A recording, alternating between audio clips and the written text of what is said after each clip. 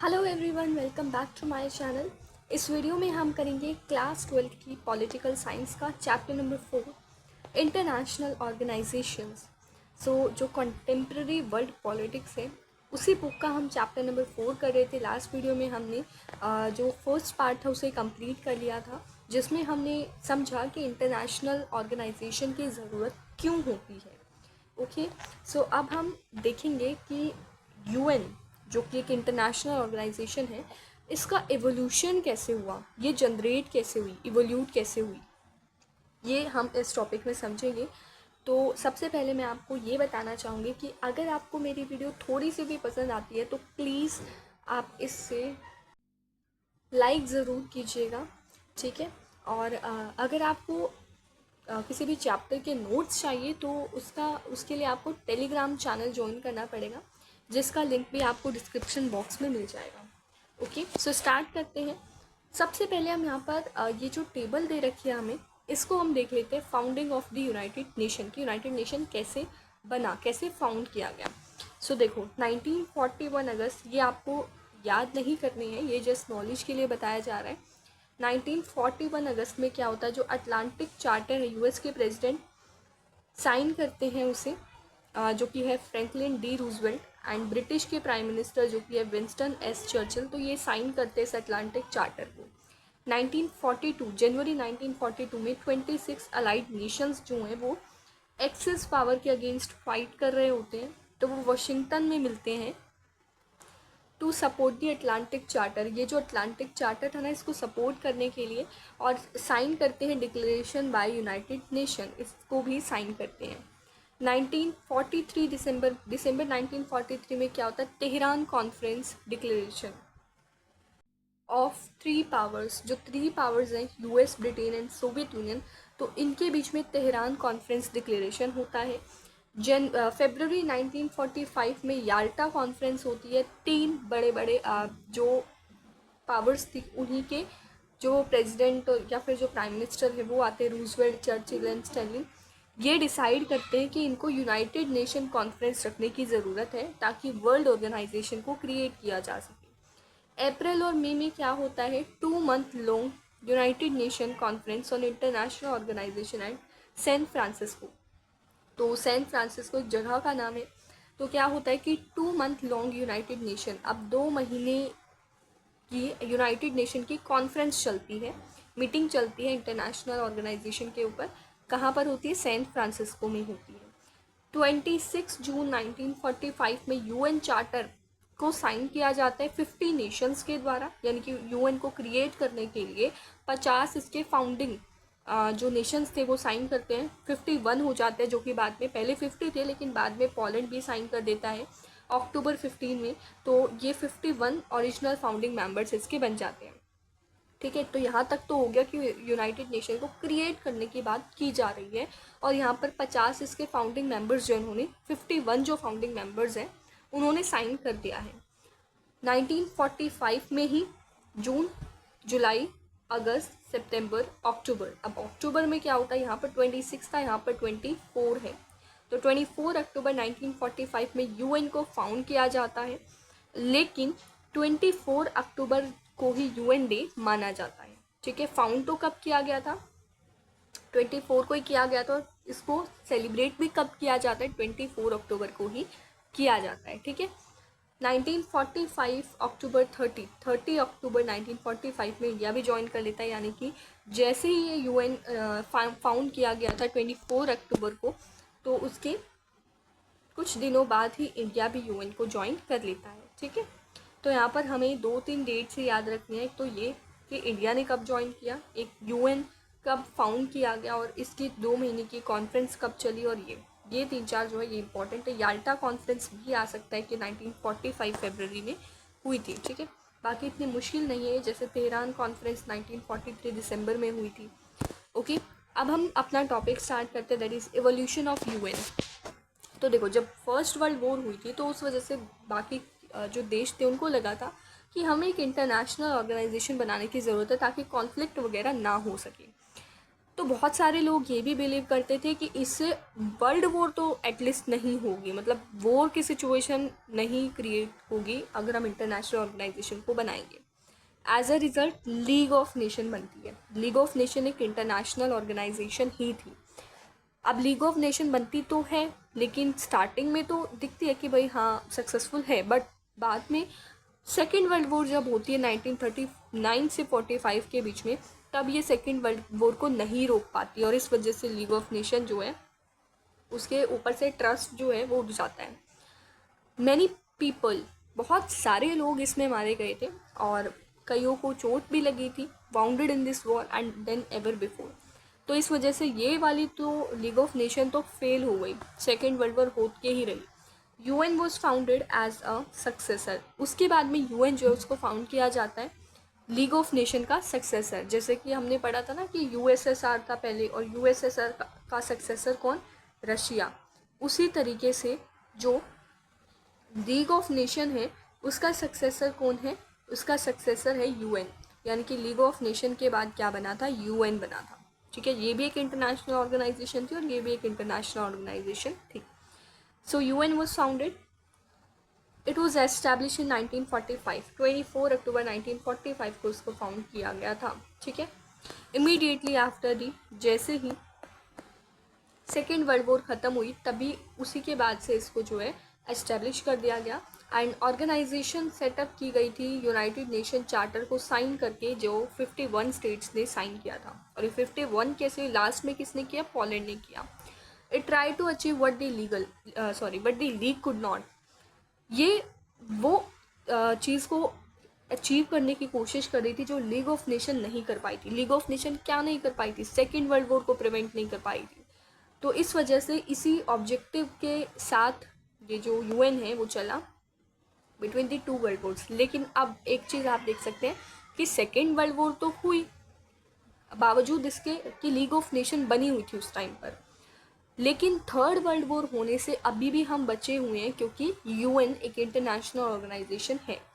UN का जो objective है वो क्या क्या? इंटरनेशनल कॉन्फ्लिक्ट को प्रिवेंट करना, कॉपरेशन लेकर आना स्टेट्स के बीच में, यानी कि कंट्रीज, अलग अलग कंट्रीज़ के बीच में।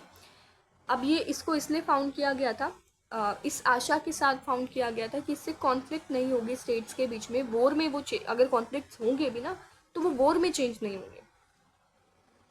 If war broke out to limit the extent of hostilities, since conflicts often arose from lack of social. अब कॉन्फ्लिक्ट्स किस किस तरीके से ऑकर होते हैं? कॉन्फ्लिक्ट्स इस वजह से भी होते हैं क्योंकि सोशल और इकोनॉमिक डेवलपमेंट नहीं होती। तो अब यूएन को क्या करना है? इंटरनेशनल कॉन्फ्लिक्ट, इंटरनेशनल वॉर होने से बचाना है, वर्ल्ड वॉर होने से बचाना है। तो यूएन वो सारी चीज़ें देखेगा जिस वजह से ये कॉन्फ्लिक्ट क्रिएट होते हैं, जिससे ये कॉन्फ्लिक्ट अराइज होते हैं, जैसे कि सोशल एंड इकोनॉमिक डेवलपमेंट की वजह से। तो यूएन ने क्या सोचा कि इन कंट्रीज़ में जो सोशल और इकोनॉमिक डेवलपमेंट है उसको भी इम्प्रूव करेगा यूएन। 2011 तक यूएन में 193 मेंबर्स थे। ठीक है, अकॉर्डिंग टू 2011, मतलब 2011 तक। These included almost all independent state. जितनी भी इंडिपेंडेंट स्टेट्स थी वो सारी इसमें इंक्लूडेड थी। यूएन की जो जनरल असेंबली थी उसमें जितने भी मेंबर्स थे उनके पास वन वोट है। जैसे इंडिया में होता है ना वन वोट, वैसे ही यूएन में, यूएन की जो जनरल असेंबली वहाँ पर भी वन वोट मिली हुई है हर एक मेंबर मतलब हर एक कंट्री को। इन यूएन सिक्योरिटी काउंसिल, यूएन के सिक्योरिटी काउंसिल में 5 तो परमानेंट मेंबर्स हैं। ठीक है, जैसे ये यूएन का सिक्योरिटी काउंसिल है तो इसमें क्या है, 5 तो परमानेंट मेंबर्स हैं और 10 क्या है? नॉन परमानेंट मेंबर्स हैं। अगर हम टोटल की बात करें तो कितने हैं? 15 हैं। अगर इन हम 5 की बात करें तो वो कौन कौन है? रशिया है, चाइना है, यूएस है, यूके है यानी कि ब्रिटेन है, और फ्रांस है। ठीक है, ये 5 हैं और बाकी ये 10 कंट्रीज़ है जिसमें से इंडिया भी एक है। सो दीज स्टेट्स पर सिलेक्टेड एज परमानेंट मेंबर्स। इनको परमानेंट मेंबर्स की उस पर सिलेक्ट किया गया, परमानेंट मेंबर्स इनको बनाया गया, और ये बहुत पावरफुल बन गए थे सेकेंड वर्ल्ड वॉर के बाद। इसी वजह से इनको परमानेंट, अगर रीज़न पूछा जाए कि परमानेंट मेंबर क्यों बनाया गया, इन्हीं देशों को क्यों बनाया गया, तो हम क्या कहेंगे कि ये सबसे ज़्यादा पावरफुल थी सेकेंड वर्ल्ड वॉर के बाद। And because they constituted the Victus in the war, और वॉर में भी जीती थी। और एक और इसका एक इम्पॉर्टेंट पॉइंट बता सकते हैं कि बजट जो है यूएन का बजट होता है, तो यूएन के बजट में सबसे ज़्यादा कंट्रीब्यूशन भी इन्हीं कंट्रीज़ में से हमें दिखाई देता है, ठीक है। UN most visible public figure and representative है। यूएन का जो सबसे ज़्यादा जो रिप्रेजेंट करने वाला जो इंसान होता है, जो हेड होता है, उसको हम क्या कहते हैं, सेक्रेटरी जनरल कहते हैं। और जो प्रेजेंट सेक्रेटरी जनरल है वो कौन है, एंटोनियो गुटेरेस।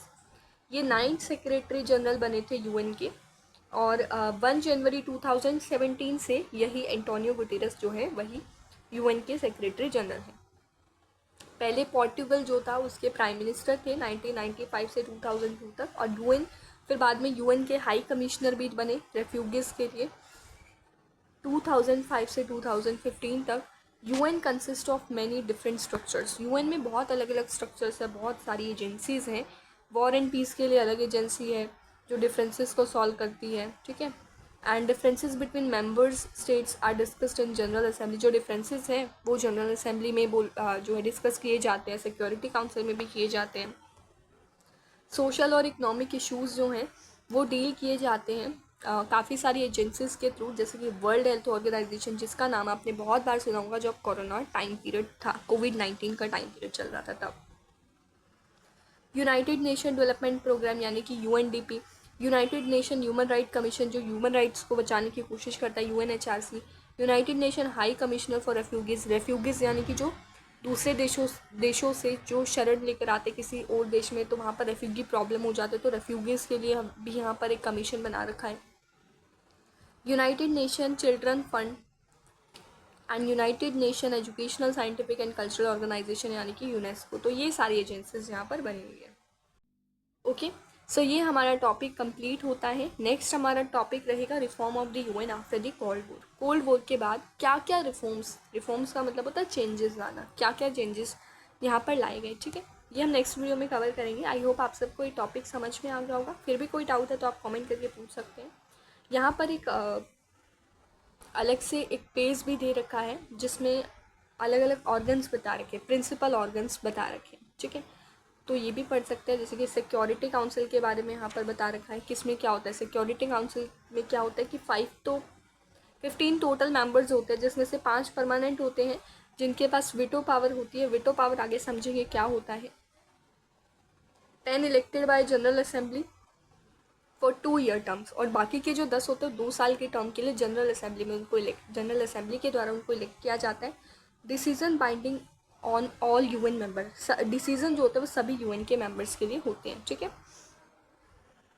फिर यहाँ पर ये वाली दे रखी है, जनरल असेंबली के बारे में दे रखा है कि रिप्रेजेंटेटिव 193 मेंबर स्टेट्स को रिप्रेजेंट करती है, ईच विद 1 वोट, जिनको 1 वोट मिली हुई है। मेजर डिसीजन, जितने भी डिसीजन होते हैं उसमें 2/3 मेजोरिटी चाहिए होती है, अदरवाइज एक सिंपल सी मेजोरिटी चाहिए होती है। Decision not binding on UN members, और इसमें डिसीजन जो है वो बाइंडिंग नहीं होते, मतलब ये नहीं कि पक्का फॉलो करना ही पड़ेगा इन डिसीजन को, तो ऐसा नहीं होता है।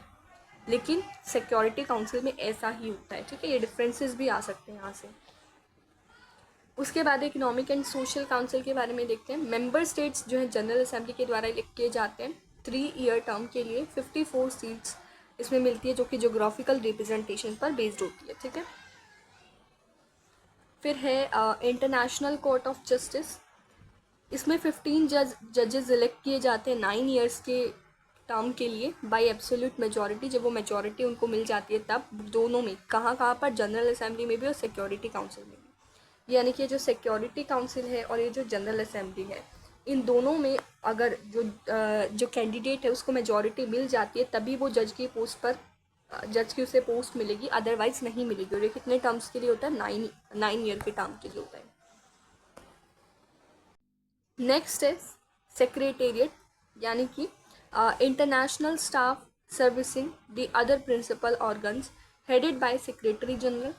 तो इंटरनेशनल स्टाफ होता है ये, और जिसको किसके द्वारा हेड किया जाता है, सेक्रेटरी जनरल के द्वारा, who is appointed by general assembly, जिसको जनरल असेंबली के द्वारा अपॉइंट किया जाता है सिक्योरिटी काउंसिल की रिकमेंडेशन के बाद 5 ईयर्स के लिए, ठीक है। बाकी यहाँ पर और भी ऑर्गन्स दे रखेंगे, कुछ प्रिंसिपल ऑर्गन्स थे। एक और है ट्रस्टीशिप काउंसिल। ट्रस्टीशिप काउंसिल जो है suspended on 1 November 1994 with the independence of Palau, the last UN trust territory. तो ये सस्पेंड कर दी गई थी, यानी कि अब ये नहीं है। 1 नवंबर 1994 को इसे सस्पेंड कर दिया गया था, जब पलाऊ जो है उसको इंडिपेंडेंस मिल गई थी, last UN trust territory. Okay, बाकी कुछ और भी ऑर्गेनाइजेशन है जैसे कि सब्सिडियरी बॉडीज़, मिलिट्री, एग्जाम्पल इसका है मिलिट्री स्टाफ कमेटी, ठीक है, international criminal tribunals, former Yugoslavia, Rwanda, peace keeping operation and mission. फिर रिलेटेड ऑर्गेनाइजेशन है जैसे कि IAEA यानी कि इंटरनेशनल एटॉमिक एनर्जी एजेंसी, ठीक है, प्रोग्राम्स एंड फंड्स, इसमें भी बहुत सारी ऑर्गेनाइजेशन है जैसे कि UNCTAD, UNEP, UNDP, UNICEF, UNFPA, UNHCR, ठीक है। तो इस तरीके से एजेंसीज बता रखे, तो यहाँ से भी फुल फॉर्म्स जो है वो याद होनी चाहिए। फंक्शनल कमीशन जैसे कि human rights, narcotic drugs, sustainable development, status of women, तो ये फंक्शनल कमीशन हो गए। रीजनल कमीशन की बात करें तो economic commission, Africa, Europe, Latin America, Caribbean, इनके लिए। इकोनॉमिक और सोशल कमीशन एशिया, पैसिफिक और वेस्टर्न एशिया के लिए। Other entities, office of high commissioner for human rights, high commissioner का ऑफिस ह्यूमन राइट्स के लिए। UNU यानी कि United Nation university, joint programme on HIV AIDS, ठीक है। स्पेशलाइज्ड एजेंसीज कौन कौन सी है? UNESCO, FAO, WHO, IMF, IMO, WMO, ठीक है, इस तरीके से। सो ये हमने यूनाइटेड नेशन सिस्टम के प्रिंसिपल ऑर्गन्स के बारे में पढ़ा। आई होप आप सबको ये क्लियर हो गया होगा। अगर आपको कोई भी डाउट है तो आप कमेंट करके पूछ सकते हैं, अदरवाइज मिलते हैं अपनी नेक्स्ट वीडियो में। Thank you.